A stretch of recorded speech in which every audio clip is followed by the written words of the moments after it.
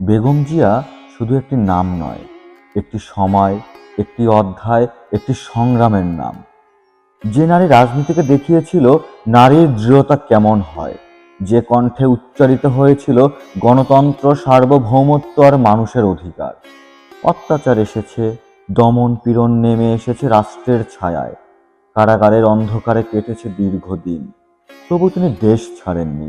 বাংলার মাটি ছিল তার শেষ আশ্রয়, বাংলার মানুষই ছিল তার শেষ ভরসা।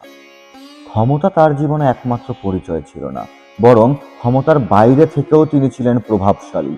তিনি ছিলেন বিশ্বাসের প্রতীক। আজ তিনি নেই। শোকের কালো ছায়ায় আচ্ছন্ন সমগ্র দেশ।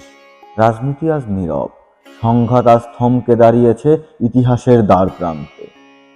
কিন্তু প্রশ্ন থেকে যায়, গণতন্ত্র কি আজ অনাথ? না, তিনি রেখে গেছেন উত্তরাধিকার, সংগ্রামের সাহস, অন্যায়ের বিরুদ্ধে দাঁড়ানোর শক্তি এবং দেশকে ভালোবাসার দায়।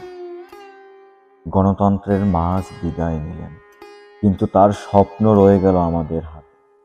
এক ন্যায়ভিত্তিক, মানবিক, মুক্ত ও মর্যাদার বাংলাদেশ।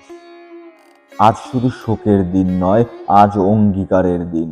বেগম জিয়ার স্বপ্নের বাংলাদেশ গড়ার দায়িত্ব এখন আমাদের সকলের।